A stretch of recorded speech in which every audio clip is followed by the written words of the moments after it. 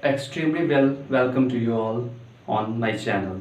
We have discussed about the black body radiations in the previous classes. Today we will discuss about the Wien's displacement law, which is already mentioned in the whiteboard. First of all, we go through this concept. We have to know or we revise what's black body. I have said you that the body which absorbs almost all the radiations और absorbs maximum radiations is called black body. वैसे body जो लगभग सारे या maximum light radiations को absorb कर लेते हैं उसको हम ब्लैक बॉडी बोलते हैं, क्योंकि जो बेस्ट एब्जॉर्बर होगा वो बेस्ट इमीटर भी होगा। जो जितना संघर्ष करेगा वो उतना निखरेगा। At this point I will tell you a very motivational quote by Dr. Kalam. If you want to bright like a sun, you have to burn like a sun first. So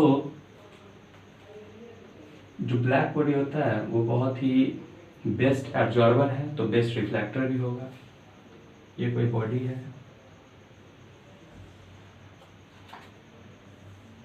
ये light radiations आ रही है। Light radiations यहाँ पे absorb हो रहा है और यहाँ से इमिट हो रहा है। जब ये लाइट रेज आएगी, as we know the light is the form of energy, so अपने साथ ये एनर्जी लाएगी और यहाँ का जो सरफेस है उसमें टेम्परेचर इंक्रीज करेगा। ये सब हम पिछले वीडियो में जान चुके हैं। फिर ये थर्मल इक्विलिब्रियम में रहना चाहेगा।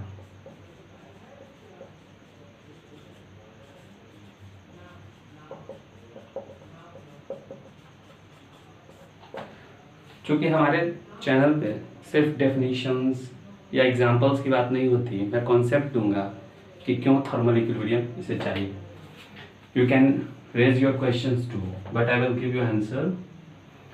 थर्मल इक्विलिब्रियम में क्यों आना चाहेगा? क्योंकि दुनिया की हर एक वस्तु लो एनर्जी में ही ज़्यादा स्टेबल होती है। क्योंकि फॉर एग्जांपल इस मार्कर को हम छोड़ते हैं तो नीचे ही क्यों जाता है? तो बहुत सारे लोग इसको ग्रेविटी बोलते हैं। ग्रेविटी एक इफेक्ट है, but the main motto of this marker is to stabilise itself, to minimise its energy. इसलिए अपना एनर्जी को पुरानी अवस्था में जाना चाहेगा, यानी कि थर्मल इक्विलिब्रियम में जाना चाहेगा, तो यहाँ से एनर्जी को इमिट करेगा।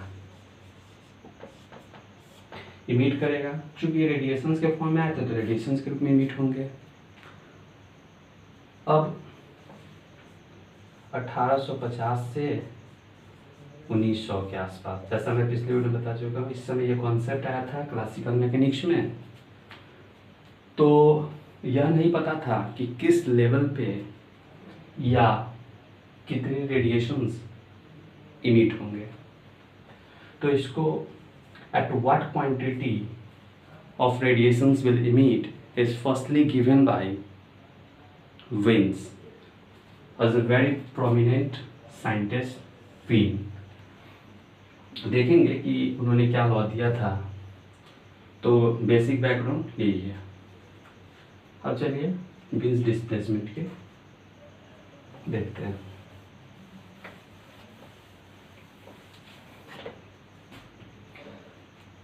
स्टेटमेंट है the black body radiation curve, यानी कि इन्होंने जो डिस्प्लेसमेंट लॉ दिया है ये एक्सपेरिमेंटल लॉ है, क्योंकि इन्होंने कर्व की बात कही है, यानी कि इन्होंने एक्सपेरिमेंट किया, उसके आधार पे एक कर्व यानी कि ग्राफ बनाया। तो देखते हैं the black body radiation curve for different temperature. ये नोट करने वाली बात कि अलग अलग टेम्परेचर के लिए उन्होंने क्या किया, ब्लैक बॉडी रेडिएशन का एक कर्व बनाया। At a wavelength is inversely proportional to the temperature। जब उन्होंने डिफरेंट टेम्परेचर पीक्स के लिए कर्व बनाई तो वो क्या था, वेवलेंथ के इन्वर्सली प्रोपोर्शनल था। किस चीज़ के मामले में? तो टेम्परेचर। यानी कि अगर हम वेवलेंथ को लैम्डा से दिखाते हैं तो इन्वर्सली प्रोपोर्शनल था टेम्परेचर के। ये कॉन्सेप्ट था, लेकिन उस क्लासिकल मैकेनिक्स में यह डिफाइन नहीं था कि ये जो वेवलेंथ है इसकी एक्सटेंट तक हम उस वेवलेंथ की बात करेंगे, क्योंकि लाइट रेडिएशन अलग अलग वेवलेंथ पे होंगे और हम तो सिर्फ उसी वेवलेंथ की बात कर सकते हैं या उसी कलर को देखते हैं जो हमारे विजुअल रीजन में होता है। तो बाद में इसको न्यू फॉर्म में कन्वर्ट किया गया लैम्डा मैक्स के रूप में, और ये होता है 1/, टेम्परेचर के। इसको लैम्डा मैक्स को बोलते हैं पीक वैल्यू। ये कन्वर्ट होके इस फॉर्म में आ गए, यानी कि सिर्फ पीक वैल्यू के लिए हम लेते हैं पीक वेवलेंथ।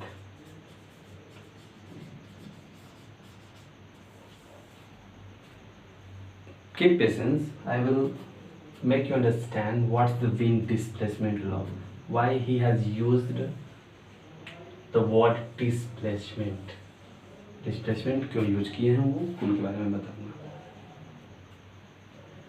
तो ये स्टेटमेंट था, स्टेटमेंट आप डिफरेंट बुक्स में पढ़ेंगे। स्टेटमेंट्स की कोई नहीं, मेन मकसद कॉन्सेप्ट का होना चाहिए। आपको कर्व दिखाता हूँ।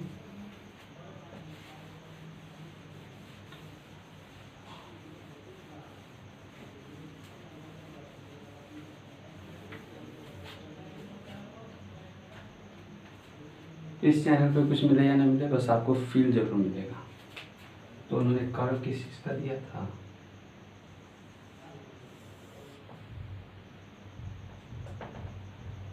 वो उन्होंने कर्व दिया था एमिटेंस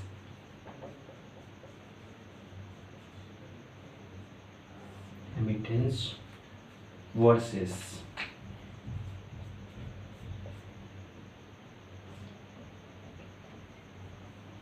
वेवलेंथ।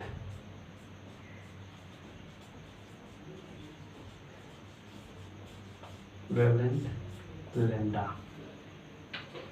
और चूंकि लैम्डा इन्वर्सली प्रोपोर्शनल टेम्परेचर के, तो वो डिफरेंट टेम्परेचर्स के लिए कर्व बनाना शुरू किए। तो उनका कुछ कर्व्स ऐसा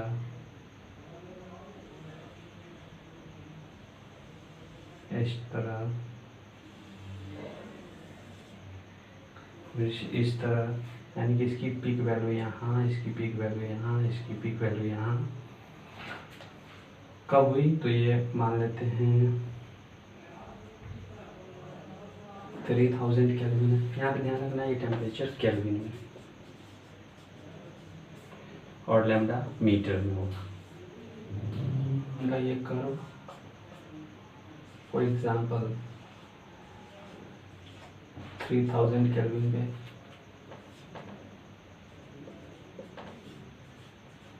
5000 केल्विन, 7000 केल्विन पे।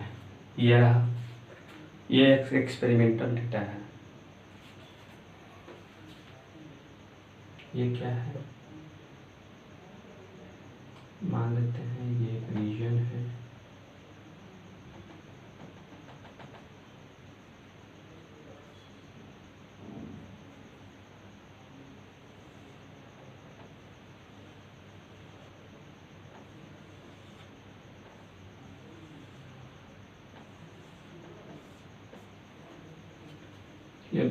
ये तीनों क्या है,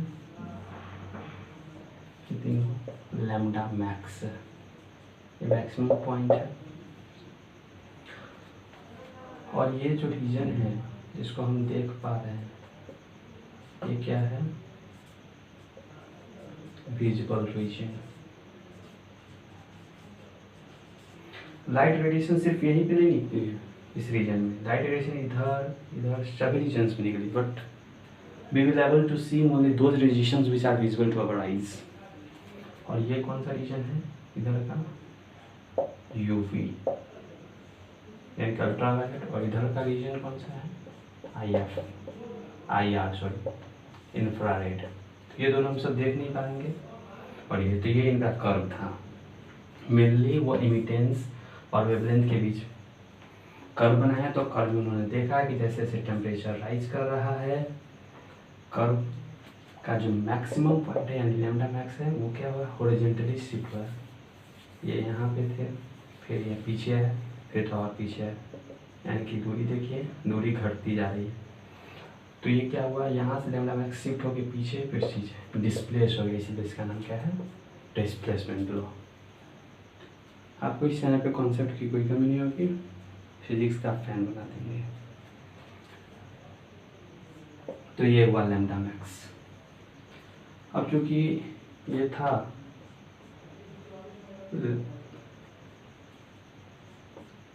lambda maximum direct proportional 1/, temperature का था, तो प्रोपोर्शनल हटा के एक P/T कांस्टेंट आता है। इस B को क्या बोलते हैं, B को बोलते हैं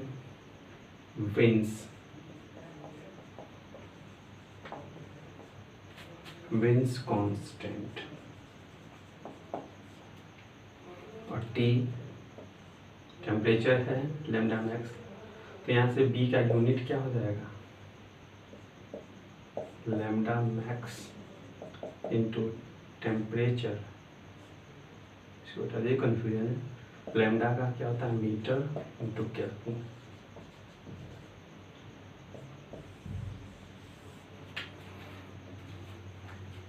यानी कि beta is equal to lambda max into temperature हो गया, तो यूनिट क्या होगा, मीटर इंटू केल्विन।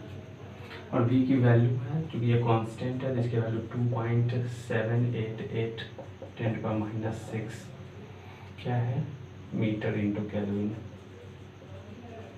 होता है। ये न्यूमेरिकल यूज होगा। आई होप कि आपको इसका कर्व समझ आया हो। इसके अलावा इफ यू डाउट हो तो आप कमेंट के माध्यम से पूछ सकते हैं। मैं एक बार फिर क्विक रिवीजन कराता हूँ। ये ब्लैक बॉडी का एक इम्पोर्टेंट है, जिसको वेन्स डिस्प्लेसमेंट बोलते हैं। ब्लैक बॉडी कैसी बॉडी बोलते हैं, वैसे बॉडी जो मैक्सिमम इमिट करे रेडिएशन और मैक्सिमम एब्जॉर्ब भी करे। क्यों इमिट करता है, for maintain its low energy, और वी से thermal equilibrium. That's all, thank you.